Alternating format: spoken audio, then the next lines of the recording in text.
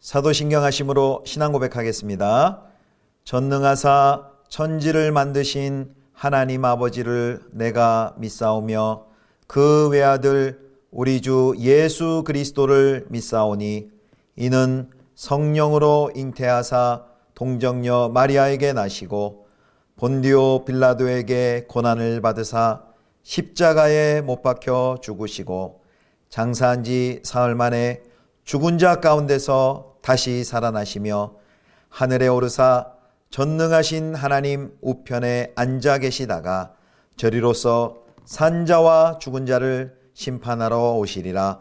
성령을 믿사오며 거룩한 공예와 성도가 서로 교통하는 것과 죄를 사하여 주시는 것과 몸이 다시 사는 것과 영원히 사는 것을 믿사옵나이다. 아멘.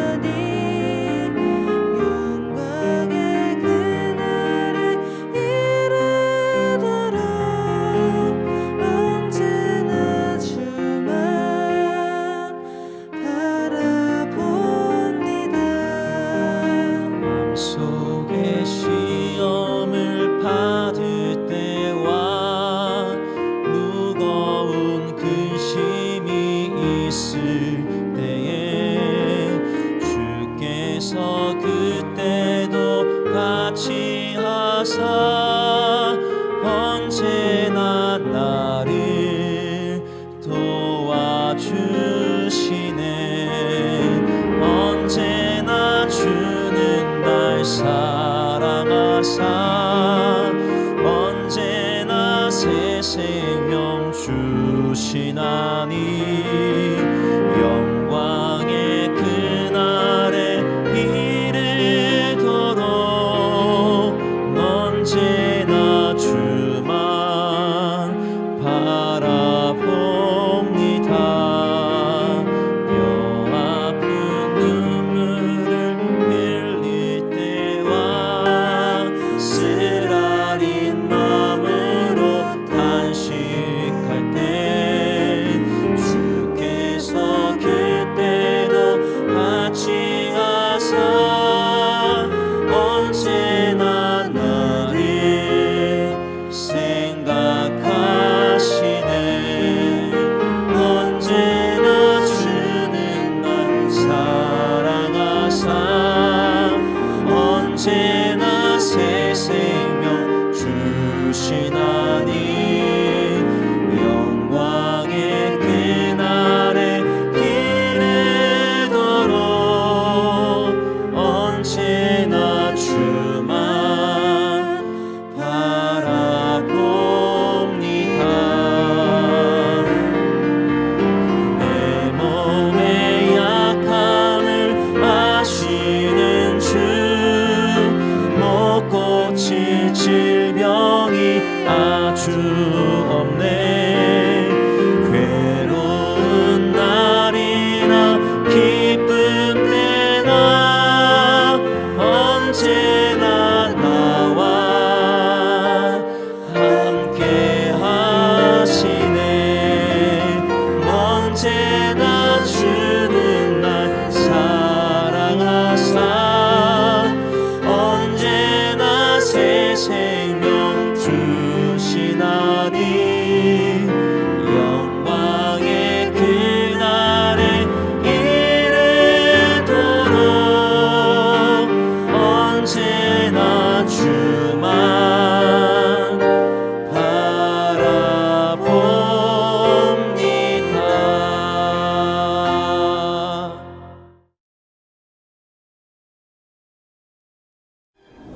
왕이 명령하며 다니엘을 끌어다가 사자굴에 던져넣은지라. 왕이 다니엘에게 이르되 내가 항상 섬기는 너의 하나님이 너를 구원하시리라. 이에 돌을 굴려다가 굴 어귀를 막음에 왕이 그의 도장과 귀족들의 도장으로 봉하였으니 이는 다니엘에 대한 조치를 고치지 못하게 하려 함이었더라. 왕이 궁에 돌아가서는 밤이 새도록 금식하고 그 앞에 오락을 그치고 잠자기를 마다하니라. 이튿날에 왕이 새벽에 일어나 급히 사자굴로 가서 다니엘이 든 굴에 가까이 이르러서 슬피 소리질러 다니엘에게 묻되 살아계시는 하나님의 종 다니엘아, 내가 항상 섬기는 내 하나님이 사자들에게서 능히 너를 구원하셨느냐? 다니엘이 왕에게 아뢰되 왕이여, 원하건대 왕은 만수무강하옵소서. 나의 하나님이 이미 그의 천사를 보내어 사자들의 입을 봉하셨으므로 사자들이 나를 상해하지 못하였사오니 이는 나의 무죄함이 그 앞에 명백함이오며, 또 왕이여, 나는 왕에게도 해를 끼치지 아니하였나이다. 왕이 심히 기뻐서 명하여 다니엘을 굴에서 올리라 하매 그들이 다니엘을 굴에서 올린즉 그의 몸이 조금도 상하지 아니하였으니 이는 그가 자기의 하나님을 믿음이었더라. 왕이 말하여 다니엘을 참수한 사람들을 끌어오게 하고 그들을 그들의 처자들과 함께 사자굴에 던져넣게 하였더니 그들이 불바닥에 닿기도 전에 사자들이 곧 그들을 움켜서 그 뼈까지도 부서뜨렸더라. 이에 다리오 왕이 온 땅에 있는 모든 백성과 나라들과 언어가 다른 모든 사람들에게 조서를 내려 이르되 원하건대 너희에게 큰 평강이 있을지어다. 내가 이제 조서를 내리노라. 내 나라 관할 아래에 있는 사람들은 다 다니엘의 하나님 앞에서 떨며 두려워할지니 그는 살아계시는 하나님이시요 영원히 변하지 않으실 이시며 그의 나라는 멸망하지 아니할 것이요 그의 권세는 무궁할 것이며 그는 구원도 하시며 건져내기도 하시며 하늘에서든지 땅에서든지 이적과 기사를 행하시는 이로써 다니엘을 구원하여 사자의 입에서 벗어나게 하셨음이라. 이 다니엘이 다리오 왕의 시대와 파사 사람 고레스 왕의 시대에 형통하였더라. 성도 여러분, 좋은 아침입니다. 오늘도 하나님의 은혜와 평강이 가득히 넘치기를 축복합니다. 오늘은 다니엘서 6장 16절부터 28절까지의 말씀으로 주를 향한 소망은 헛되지 않다라는 제목으로 함께 하나님 말씀 묵상하겠습니다. 오늘 본문에는 다니엘이 사자굴에서 건진받는, 구원받는 내용이 있습니다. 우리 교회학교, 주일학교 어린이들도 참 좋아하는 내용이죠. 다리오 왕이 비록 다니엘에 대해서 아주 우호적이고 그리고 선한 뜻을 품었지만 그 권력의 욕망을 파고든 신하들의 압력에 굴복해 결국 다니엘의 처형이 즉각적으로 집행이 됩니다. 왕은 다니엘을 향한 자신의 소망을 담은 간절한 마음을 전하죠. 그래서 16절에 보면 내가 항상 섬기는 너의 하나님이 너를 구원하시리라 이런 말을 합니다. 다니엘은 결국 사자굴에 던져졌고요. 사람들이 돌을 굴려서 그 사자굴의 입구를 막습니다. 그리고 거기에 왕과 귀족들의 도장, 임봉을 하죠. 이제 더 이상 왕도 귀족들도 어떻게 할 수 없게 되었습니다. 왕궁으로 돌아간 왕은 잠을 이루지 못합니다. 무리의 교활한 음모에 빠져서 죽음에 던져진 그 총애하는 신하를 생각할 때 잠을 잘 수가 없었던 것이죠. 그를 구해줄 수 없었던 깊은 좌절감과 또 절망감에 아무 음식도 먹지 못하고 밤새 밤을 지새웁니다. 그렇게 금식과 번민으로 밤을 지새운 이 다리오 왕은 날이 밝자마자 급히 사자굴로 달려갑니다. 사자굴에 도착한 왕은 슬피 소리질러 다니엘을 부릅니다. 자, 20절입니다. 6장 20절. 다니엘이 든 굴에 가까이 이르러서 슬피 소리질러 다니엘에게 묻되 살아계신 하나님의 종 다니엘아, 네가 항상 섬기는 네 하나님이 사자들에게서 능히 너를 구원하셨느냐 하니라. 왕이 마지막 소망을 두었던 그 하나님에 왜 다니엘이 구원받았을까요? 그런데 사자굴로부터 소리가 들려옵니다. 다니엘이 아무 일이 없었다는 듯이 공손하게 그 다리오 왕에게 인사를 하는 것이죠. 왕은 만수무강하옵소서. 이 인사는 이제 궁에서 왕에게 드렸던 그런 인사입니다. 그런데 왕을 궁에서 아련할 때 드렸던 그 인사를 똑같이 사자굴에서 지금 다니엘이 드리고 있는 것입니다. 그리고 다니엘은 사자굴에서 자신이 어떻게 이렇게 안전하게 있었는지를 왕에게 설명해 줍니다. 22절입니다. 나의 하나님이 이미 그의 천사를 보내어 사자들의 입을 봉하셨으므로 사자들이 나를 상의하지 못하였사오니 이는 나의 무지함이 그 앞에 명백함이 오며 또 왕이여 나는 왕에게도 해를 끼치지 아니하였나이다 하니라. 아멘. 하나님께서 사자굴로 천사들을 보내셔서 사자들의 입을 막아 보호해 주셨습니다 라는 것이죠. 그래서 누구도 봉인된 이 사자굴에서 밖으로 나갈 수 없기 때문에 이것은 신적 사건, 다니엘의 구원은 신적 사건이 되는 것이죠. 그리고 하나님은 죄인을 벌하시고 그리고 의인을 구하시기에 이 신적 간섭에 의해서 다니엘이 구원받고 구출됐다라는 것을 보여주고 그것은 이 다니엘의 무죄를 증명하는 것이죠. 자, 왕은 이 살아있다는 다니엘의 말을 듣고 너무 기뻐하고 속히 다니엘을 그 사자굴에서 끄집어 올립니다. 다니엘에게는 아무런 상처도 없었습니다. 그래서 이 다니엘의 기적적 구원은 그렇다면 이제 누가 사자굴에 들어가야 할지 분명히 알려주는 것입니다. 그의 무사함은 다니엘의 무죄함을 증명을 했습니다. 그리고 다니엘을 참소했던 자들의 죄를 드러냈습니다. 그래서 왕은 지체 없이 명령을 내리죠. 그래서 다니엘을 참소했던 모든 자들, 그들의 그 가족들과 함께 사자굴에 던져버립니다. 다니엘을 참소한 사람들은 사자굴에 던져져 뼈까지 부서져 죽임을 당합니다. 사랑하는 성도 여러분, 오늘 이 다니엘의 이 이야기, 다니엘은 그 거대한 구조적인 죄악에 맞서 하나님을 섬기는 의무를 다했습니다. 그의 대적들, 다니엘 빼고 그 모든 그 제국의 신하들이 대적이 되었죠. 얼마나 위협적이었을까 한번 생각해 보십시오. 불의가 지배하고 있었고 우상 숭배가 득세하고 있었습니다. 제국의 모든 관리에 맞서 오로지 다니엘 혼자서 믿음을 지켜야만 했습니다. 그 당시 여전히 이스라엘은 포로 상태에 있었고요. 또 그를 응원하기 위해 그의 동족 누구라도 그를 위해 나섰다는 기록은 어디에도 없습니다.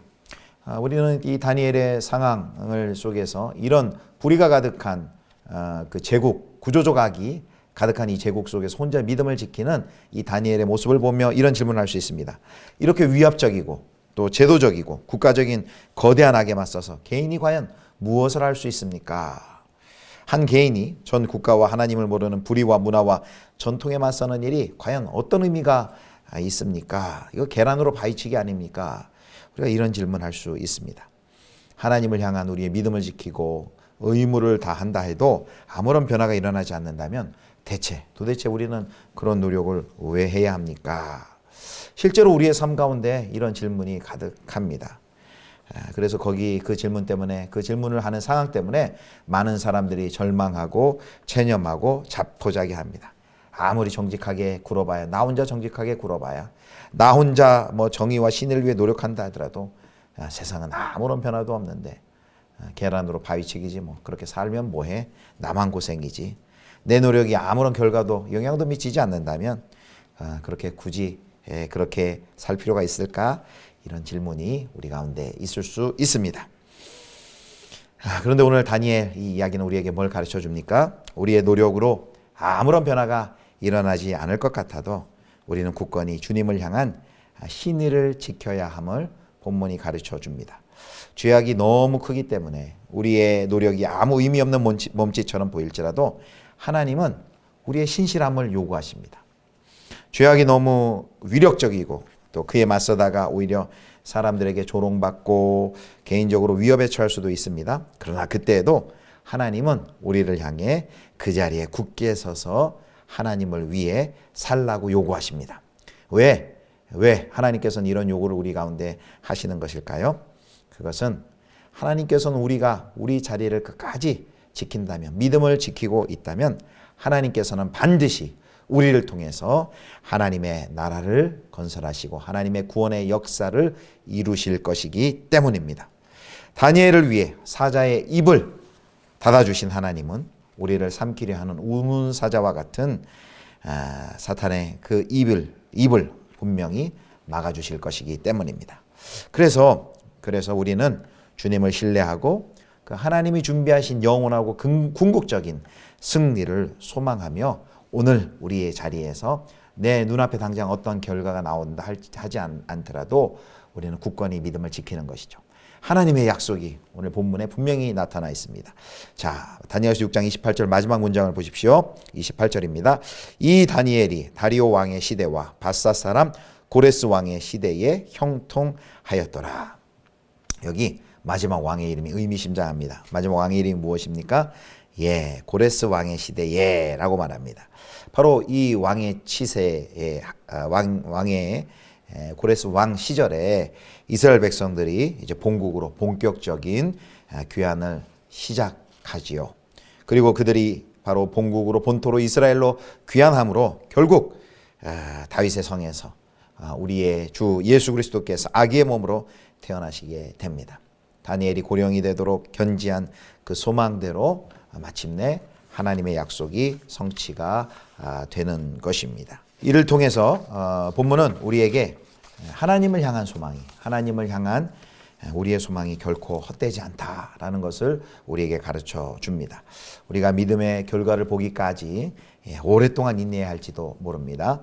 또는 이 세상을 떠날 때까지 결국 그 결실을 보지 못할 수도 있습니다. 그렇더라도 영원하신 하나님, 신실하신 하나님은 우리가 그 자리에서 견고히 그 믿음을 지키며 버티어 있을 때 반드시 우리를 통하여 하나님의 뜻을 이루시며 하나님의 나라를 완성하시며 하나님의 구원을 이루실 것입니다. 주를 향한 소망은 결코 헛되지 않습니다. 이 사실을 믿으시고 하나님을 신뢰하시면서 오늘 나의 삶의 자리에서 믿음을 굳건히 지켜 나가시기를 주님의 이름으로 축원합니다. 기도하겠습니다.